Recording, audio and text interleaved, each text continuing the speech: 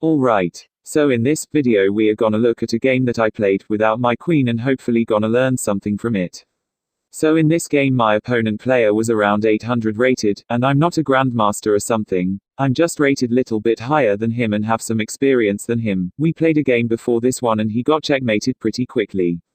So I decided to give him another chance, and not just another chance, a real good chance to beat me, because I'm gonna play without the most powerful piece, which is the queen.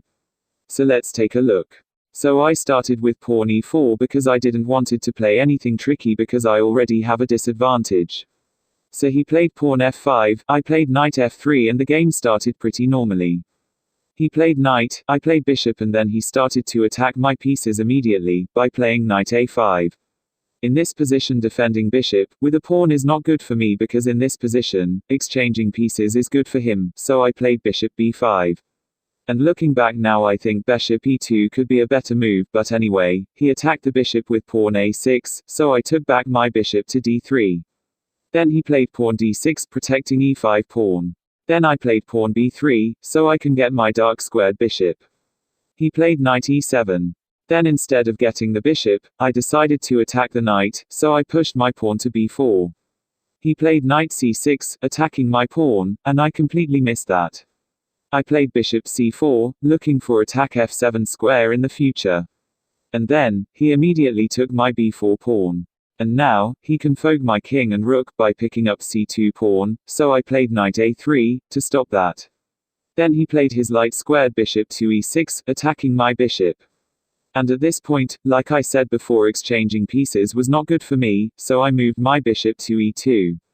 And then he took the a2 pawn with his knight, and so far, the 800 rated player, was playing better than me.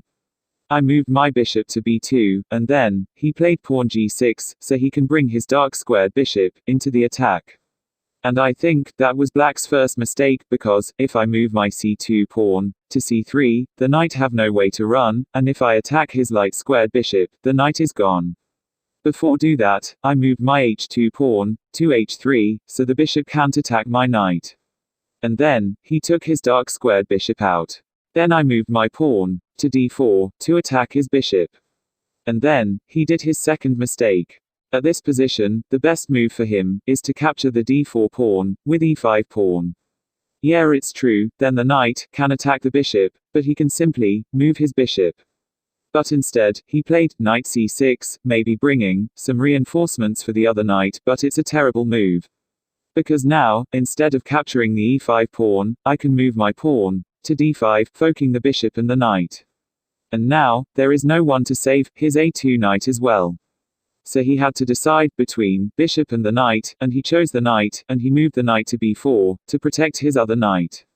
I took the bishop, and he took the pawn. But if you take a look, you will see, the b4 knight is covering the other knight's only escape.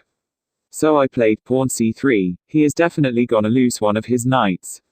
So he captured the c4 pawn, and I took the knight. Knight went to c6, and I played pawn h4, to block the other bishop in the future.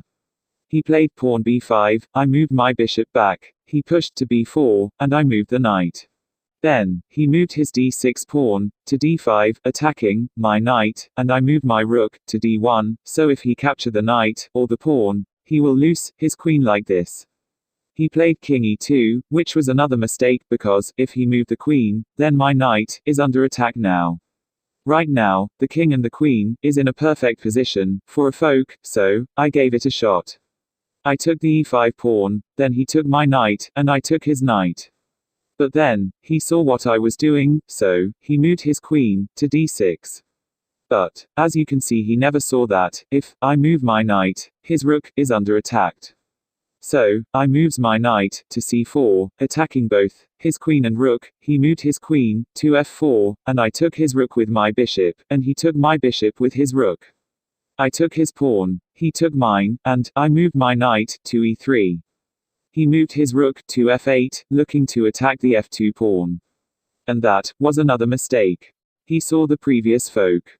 But, he never saw this one. Knight took d5 pawn, fogging both his king and the queen, he must move his king, so he moved his king, to e8. Then I took the queen, and he took the knight with his rook, bishop took a6 pawn, and he moved his c7 pawn to c5. Bishop checked the king. He moved his king to e7, which was another mistake, because now, I can easily pick his h7 pawn.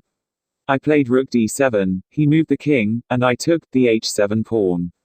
He moved his bishop to f8 square, then, I castled, then these moves happened.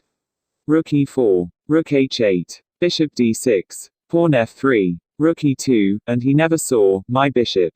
So bishop captured rook. Then, pawn b3, bishop c4, king e5, bishop gets pawn, king f4, pawn g3 check, king took the pawn, rook g8, bishop e5, rook g6, king h3, king f2, bishop d4 check, king e2, bishop c3, which is another mistake because if he moved his bishop to e5, he could block rook's check.